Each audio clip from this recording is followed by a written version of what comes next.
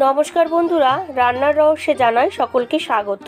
আর একই স্বাদের রেসিপি বারবার নয়, হাজারেরও বেশি রেসিপি নিয়ে হাজির হয়েছি রান্নার রহস্যে। আর আজকে আপনাদের সাথে শেয়ার করে নিচ্ছি কলমি শাকের একটা নতুনত্ব রেসিপি। আশা করি আপনাদের ভালো লাগবে। তো চলুন এবার ঝটপট দেখে নেওয়া যাক। তো রেসিপিটা রেডি করার জন্য এখানে এক আটি কলমি শাক নিয়ে নিয়েছি ফ্রেশ। দেখুন কলমি শাকটা কিন্তু খুবই ফ্রেশ নিয়েছি আমি এক আটি। আর নিয়েছি এখানে 1 কাপ, ছোটো কাপের 1 কাপ মুসুরির ডাল, পেঁয়াজ কুচানো, রসুন কুচানো, লঙ্কা কুচানো, কালো জিরে, হলুদ গুঁড়ো। তো প্রথমে শাকটাকে আমি ভালো করে বেছে নিয়েছি। এবার শাকটাকে আমি কুচিয়ে নিচ্ছি।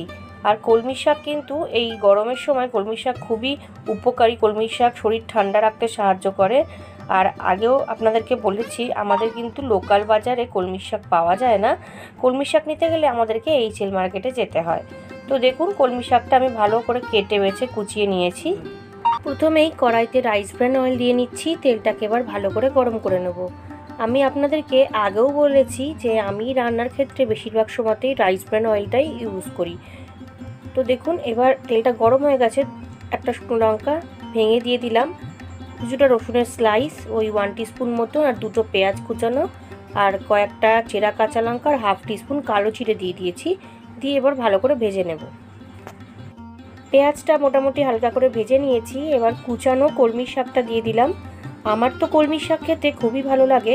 আপনাদের কাদের কাদের কলমি শাক খুব প্রিয় আমাকে অবশ্যই কমেন্ট করে জানাবেন। তো দেখুন খুব ভালো করে মিশিয়ে নিচ্ছি। বেশ কিছুক্ষণ নেড়ে নেওয়ার পরে দিয়ে দিলাম পরিমাণ অনুযায়ী লবণ। লবণের পাশাপাশি দিয়ে দিচ্ছি হলুদ গুঁড়ো 1/2 টিস্পুন, দিয়ে ভালো করে মিশিয়ে নিচ্ছি। এই রান্নাটা কিন্তু একদম সিম্পল একটা রান্না, চটজলদি হয়ে যায়, আর খেতেও কিন্তু দুর্দান্ত লাগে। গরম ভাতের সাথে জাস্ট অসাধারণ লাগে। এইবার 10 মিনিটের জন্য ঢাকা দিয়ে দিলাম। 10 মিনিট বাদে ফিরে এলাম। আপনারা দেখুন শাকটা কিন্তু একদম ভালো মতন কুক হয়ে গেছে। এইবার আমি 8 ঘন্টা ভিজিয়ে রাখা 1 কাপ মুসুরির ডাল শাকের মধ্যে দিয়ে দিচ্ছি।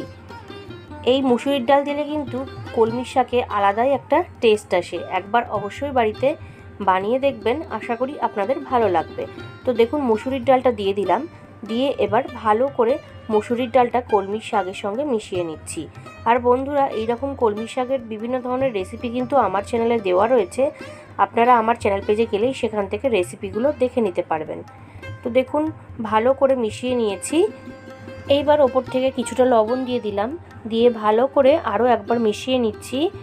খুব ভালো করে মিশিয়ে নিলাম। দেখুন এবার সামান্য একটু জল আমি দিয়ে দিচ্ছি, ওই 1/2 কাপ মতন, দিয়ে আরও একবার একটুখানি মিশিয়ে নিচ্ছি। মেশানোর পরে আরও 10 মিনিটের জন্য ঢাকা দিয়ে দেবো। 10 মিনিট বাদে ফিরে এলাম। আপনারা দেখুন ডালটা কিন্তু খুব সুন্দরভাবে সেদ্ধ হয়ে গেছে, আর গোটা গোটাও রয়েছে। তো বন্ধুরা, এই রেসিপিটা কিন্তু খুবই সোজা, একবার অবশ্যই বাড়িতে বানিয়ে ট্রাই করে দেখুন। আশা করি আপনাদের খুব ভালো লাগবে, আর গরম ভাতের সাথে খেতে তো খুবই ভালো লাগে।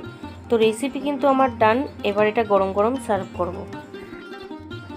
আজকের এই কলমি শাকের নতুনত্ব রেসিপি আমার একদম রেডি।